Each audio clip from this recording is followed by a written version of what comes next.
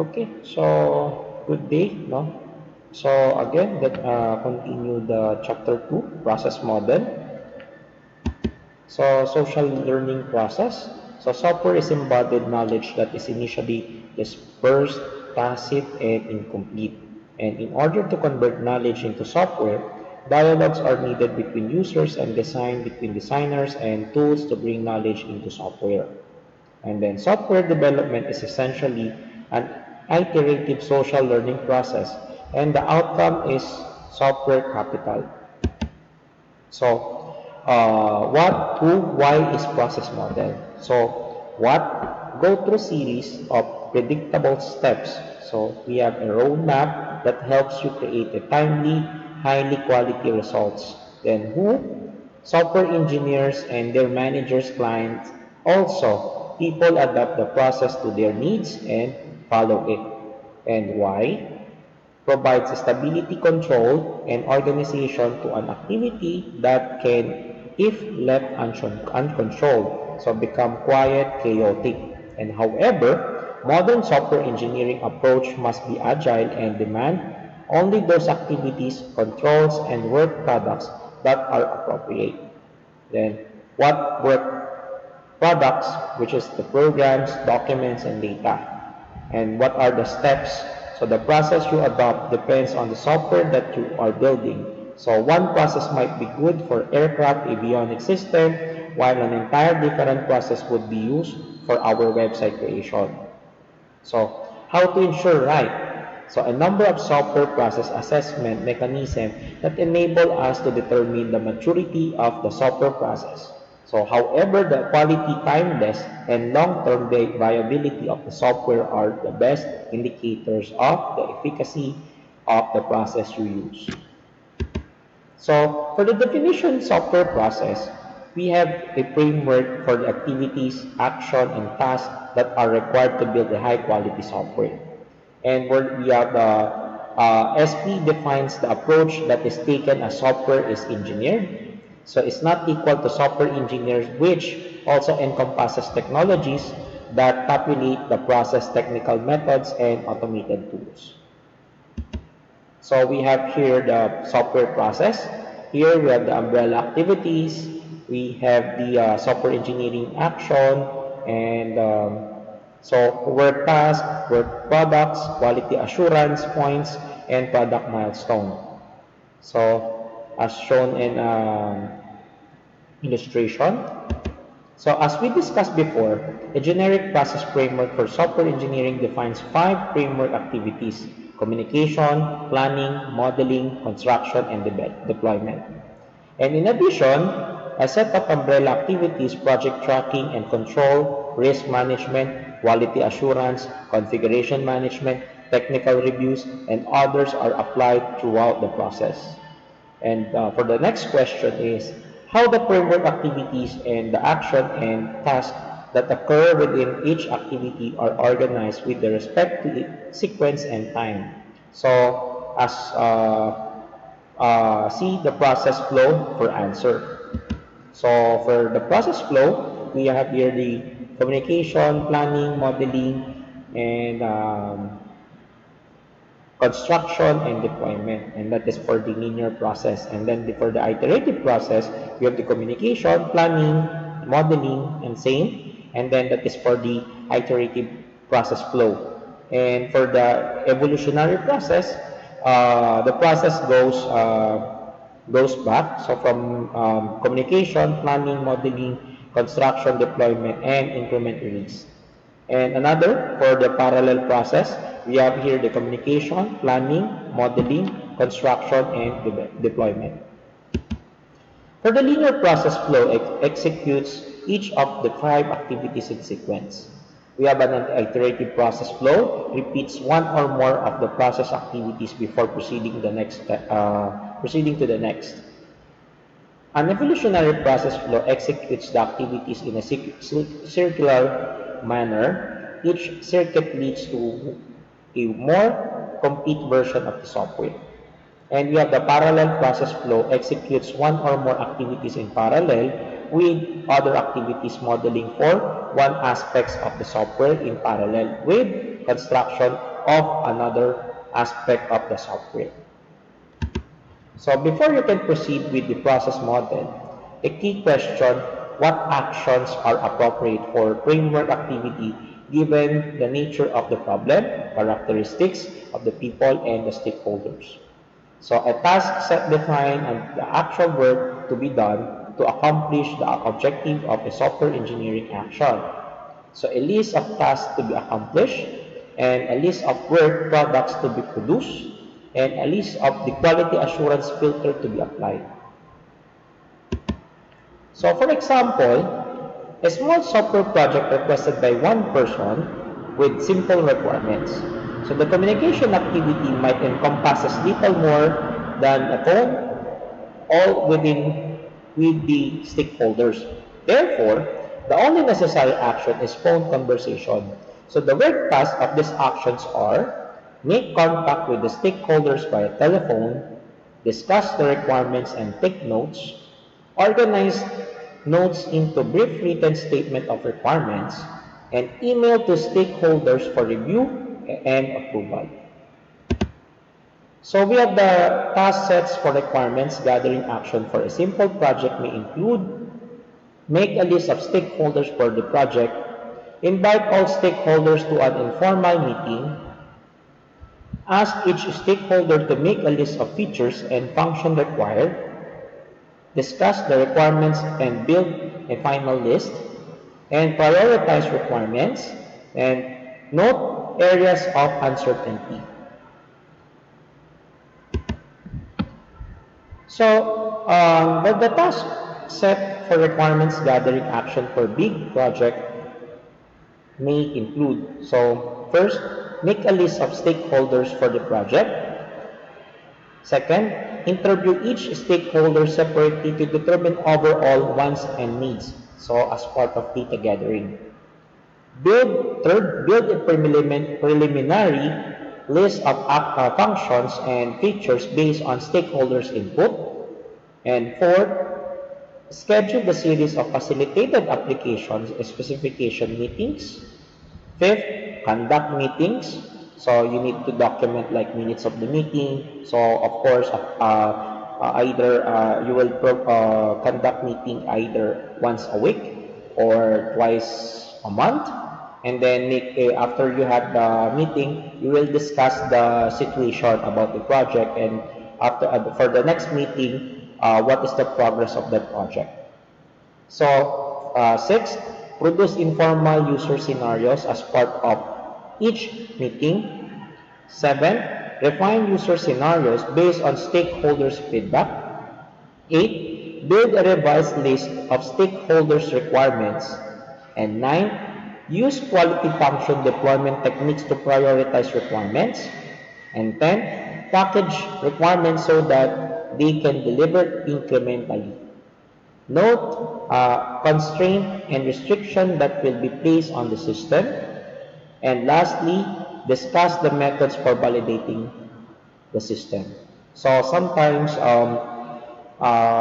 we provide like a document and then after we deploy the program to the user, and we aside from the deployment, the user must fill in the evaluation of the software. So that if we will be encountering, if the user will be encountering some errors, then the user will return the evaluation and then we will assess on our part so that we will determine the problem as part of project management like or software design or software engineering. So both do the same work with different depth and formality. So choose the task set that achieve the goal and still maintain quality and agility. So a process pattern describes a process-related problem that is encountered during the software engineering work and identifies the environment in which the problem has been encountered and suggests one or more proven solution to the problem.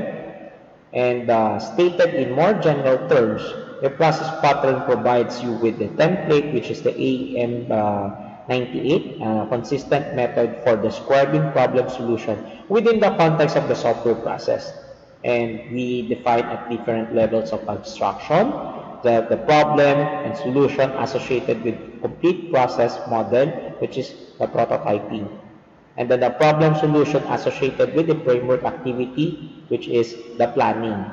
Or an action with framework activity, which is the project estimating. So stage patterns defines a problem associated with the framework activity for the process. So it includes multiple task patterns as well. For example, establishing communication with incorporate the task pattern requirements, gathering and others. And then for the task pattern means the problem associated with a software engineering action or work task and relevant to successful software engineering practice. And for the phase patterns, defines the sequence of framework activities that occur with the process even when the overall flow of activities is iterative in nature, and for example, includes a spiral model or prototyping. An example of process pattern, describe an approach that may be applicable when stakeholders have a general idea of what must be done but are unsure of specific software requirements. So for the pattern name, requirements unclear, and intent, the pattern describe an approach for building model that can be assessed iteratively by stakeholders in an effort to identify or solidify software requirements. For the type, which is the phase pattern, and initial context, condition must be met, stakeholders have been identified, and second, mode of communication between stakeholders and the software team has been established. Third, overriding software problems to be solved has been identified by stakeholders. Fourth, an initial understanding of the project scope, basic business requirements, and project constraint has been developed. And we have the problem. So what is the problem? Requirements are hazy or non-existent. So stakeholders are unsure of what they want. So sometimes there was a misunderstanding, and then the user or the stakeholders wanted like, is it possible na like, can you do this, can you do that? But always remember, since you already have the contract, follow the contract first, and then you try to explain to the stakeholder that you are about to finish the contract, and then later let's go to the next phase of the project. Okay, so for another solution, a description of the prototyping process would be presented here, and resulting context, a software prototype that identifies basic requirements. We have the mode of iteration, computational features, plus processing function is approved by the stakeholders, and then following this, first, this prototype may evolve through a series of increments to become the production software, or the prototype may be discarded. Another, how about related patterns? So customer communication, we have the iterative design, iterative development, and customer assessment requirement extraction. How about the process assessment and improvement? So we have the SP cannot guarantee that software will be delivered on time, so meet the needs or has the desired technical characteristics. However, the process can be assessed to ensure that it meets a set of basic process criteria that have been shown to be essential for a successful software engineering. We have the standard CMMI assessment method for process improvement, or the SCAMT. So provides 5 steps process assessment model that incorporates 5 phases. We have initiating, diagnosing, establishing, and acting and learning. And then we have also the CMM-based appraisal for internal process improvement, or the CBA-IPI, provides a diagnostic technique for assessing the relative maturity of the software organization, uses the SEI CMM as the basis for assessment Dune 01.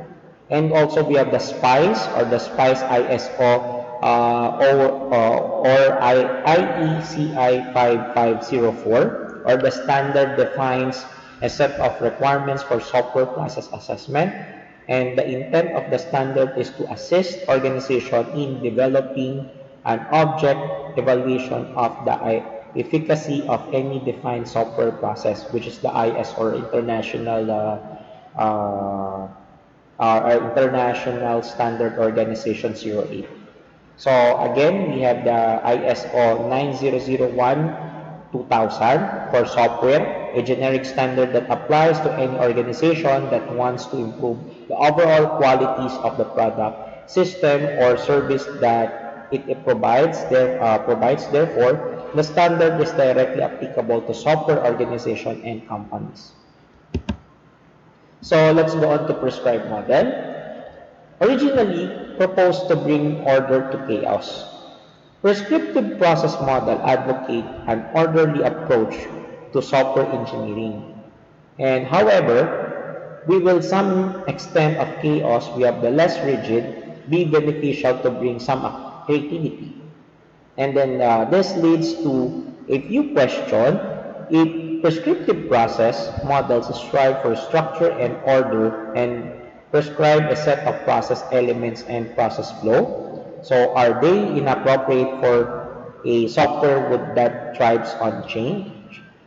Or yet, if we reject traditional process model and the order they imply and replace them with something less structured, and do we make it impossible to achieve coordination and coherence in software work? So let's go on to waterfall model. So we have the communication, planning, modeling, construction, and deployment. So for the communication, project initiation, requirement gathering, and for the planning, estimating, scheduling, tracking, modeling, analysis, design, and construction, code test, and for the deployment, delivery, support, feedback. So it is the oldest paradigm for software engineering when requirements are well defined and reasonably stable, so it leads to a linear fashion. So we have the problems. One, rarely linear iteration needed. Second, hard to state all requirements explicitly, blocking state. And the third, code will not be released until very late. And then the classic life cycle suggests a systematic sequential approach to software development. And we have the V model. A variation of water model depicts the relationship of quality assurance actions to the actions associated with the communication, modeling, and early code construction activates. So team first move down left side of the V to refine the problem requirements. Once the code is generated, the team moves up the right side of the V, performing a series of tests that validates each of the models created as the team moves down the left side. So here we have the requirements modeling, architectural design, component design, code generation, and then going up, unit testing, integration testing, system testing, and acceptance testing. So how about incremental model? So first incremental, we have the same incremental waterfall model, which is communication, planning, modeling, and so on. So we have to deliver the first increment, second increment, which is same, and then third increment. So deliver third increment, and so on. No? So we have the project calendar. For the incremental model, with initial requirements are reasonably well defined, but the overall scope of the development effort precludes a purely linear process. A compelling need to expand a limited set of new functions to a later release. It combines elements of linear and parallel process flows Each linear sequence produces deliverables increments of the software. So the first increment is often a core product with many supplementary features, and users use it and evaluate it with the more modification to better meet the needs. How about evolutionary model? Software system evolves over time as requirements often change as development proceeds. Thus, a straight line to a complete end product is not possible. However, a limited version must be delivered to meet competitive pressure. Usually, a set of core product or system required is well understood, but the details and extension have yet to be defined. You need a process model that has been explicitly designed to accommodate a product that evolved over time.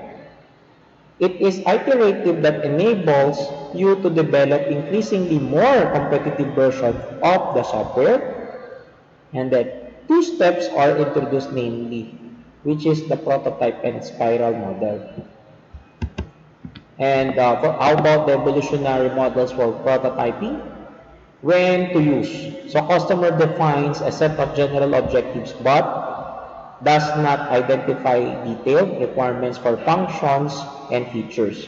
Or developer may be ensured of the efficiency of an algorithm the form human-computer interaction should take. What step? So it begins with the communication by meeting with stakeholders to define the objective, identify whatever requirements are known, outline areas where further definition is mandatory, and a quick plan for prototyping and modeling. A quick design occur, and quick design focuses on a represent of the aspects the software that will be visible to end users. Interface and output. Design leads to the construction of a prototype which will be deployed and evaluated. Stakeholders' comments will be used to refine requirements, but stakeholders and software engineers like the prototyping paradigm. Users get a feel for the actual system, and developers get to build something immediately. However, engineers may make compromises in order to get prototype working quickly, so the less than idea choice may be adopted forever after you get used to it. So this is the illustration prototyping. Again, communication, quick plan, modeling, quick design, construction of prototype, and deployment, delivery, and feedback. Next, evolutionary models the spiral.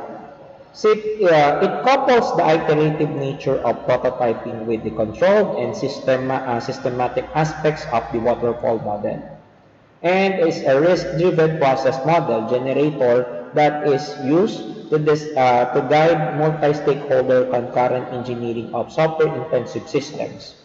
So two main distinguished features. One is the cyclic approach for incrementally growing system, degree of definition and implementation while decreasing its degree of risk. The other is a set of anchor point milestone for ensuring stakeholders' commitment to feasible and mutually satisfactory system solution. So a series of evolutionary release are delivered during the early iteration. The release might be a model or prototype. During later iteration, increasingly more complete versions of the engineered systems are produced.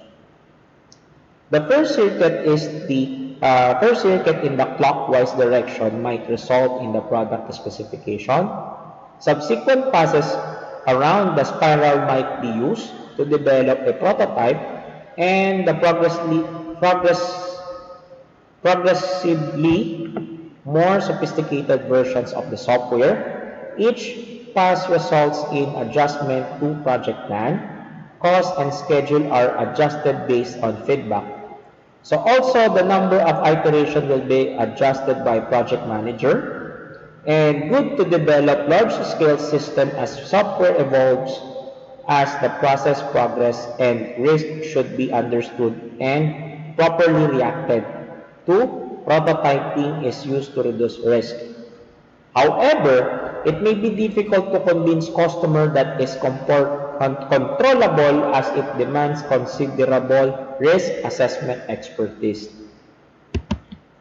So, for the evolutionary models, the spiral, as shown in the illustration. So, we have three concerns on evolutionary process. First concern is that the prototyping poses a problem to project planning because of a certain number of cycles required to construct the product. Second, it does not establish the maximum speed of the evolution. If the evolution occurs too fast, without a period of relaxation, it is certain that the process will fall into chaos. On the other hand, if the speed is too slow and the productivity could be affected. And third, software process should be focused on flexibility and extensibility rather than on high quality. We should prioritize the speed of the development over zero defects. Extending the development in order to reach high quality could result in late delivery of the product when opportunity niche has disappeared. And for the concurrent model, allow a software team to represent iterative and concurrent elements of any of the process model. For example, the modeling activity defined for a spiral model is accomplished by invoking one or more of the following action: prototyping, analysis, and design. And for the figure shows, modeling may be in any one of the states at any given time. For example, communication activity has complete in its first iteration and in the awaiting changes state, and the modeling activity was in active state, now makes the transition into under development state. If the customer indicates changes in requirements, the modeling activity moves from the under development state into awaiting changes state. So meaning if you have scheduled the project development up to 6 months and the customer or the client requested for additional customization or additional workload on that certain portion, then expect to extend the timetable. So, well, it depends on the situation on how you make revisions with the schedule. And then the concurrent modeling is applicable to all types of software development and provides an accurate picture of the current state of a project. Rather than confining software engineering activities, action, and tasks to a sequence of events, it defines a process network. Each activity, action, or task on the network exists simultaneously with other activities, action, or task, events generated at one point trigger transition among the states. So this is the concurrent model. So as shown in this illustration, which is under development, awaiting changes, under revision, and goes to under review, baseline, and then done. So for under deployment represents the state of software engineering activity or task. Next, still other process model. Component-based development, the process to apply when reuse, that reuse is development object like spiral model. We have the formal methods, emphasizes the mathematical specification of requirements, easy to discover and eliminate ambiguity, incompleteness, and inconsistency. Aspect-oriented software development or AOST provides a process and methodological approach for defining, specifying, design, and constructing aspects. And how about the unified process? A use case-driven, architecture-centric, iterative, and incremental software process closely aligned with the unified modeling language or the UML. To model and develop object-oriented system iteratively and incrementally. So another figure, we have the unified process or the UP. So here again, the communication, planning, model, construction, deployment, and then release. So under construction, this is the transition, and then we have also the inception, the communication and planning and modeling, which is the elaboration.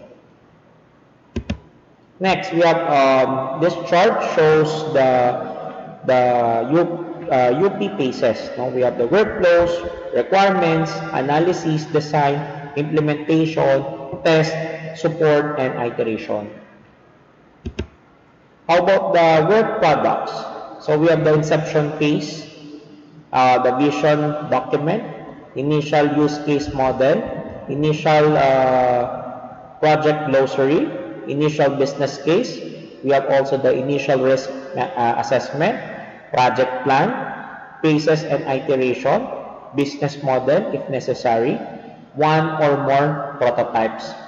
And for the elaboration phase, we have the use case model, supplementary requirements including non-functional, analysis model, software architecture description, and executable architectural prototype, and then preliminary design model, and we have the revised list and the project plan including iteration plan, adapted workflows, milestone, and technical work products, and preliminary user manual. And for the construction phase, of course, design model, software component, integrated software increment, test plan and procedure, test cases, support documentation, user manuals, installation manuals, description of current increment, and for the transition phase, we have to deliver software increment, the beta, test reports, and general user feedback. And let's go on to PSP, no? Personal software process. Again, we have a planning, high-level design review, development, and post-mortem. For planning, this activity isolates requirements and develop both size and resource estimate. In addition, a defect estimate, the number of defects projected for the work is made. All metrics are recorded on worksheets or templates. Finally, development tasks are identified and a project schedule is created. And then, how about the high-level design? External specification for each component to be constructed or developed, and a component design is created. We have the prototypes are built when unnecessary exists, all issues are recorded and tracked. And for the high-level design review, formal verification method, which is, we will discuss that on chapter 21, and are applied to uncover errors in the design. We have the metrics are maintained for all important tasks and work results. And for the development, the component level design is refined and reviewed, code generated, reviewed, complied, and tested, metrics and maintained for all important tasks and work results. And the post-mortem, using the measures and metrics collected, this is substantial amount of data that should be analyzed statistically. The effectiveness of the process is determined. Measure and metrics should provide guidance for modifying the process to improve its effectiveness. So how about TSP? So team software process. So build self-indicated teams that plans and track their work, establish goals, and own their process and plans. So this can be pure software teams or integrated product teams or the IPT of 3 to about 20 engineers. So show managers how to coach and motivate their teams and how to help them sustain peak performance.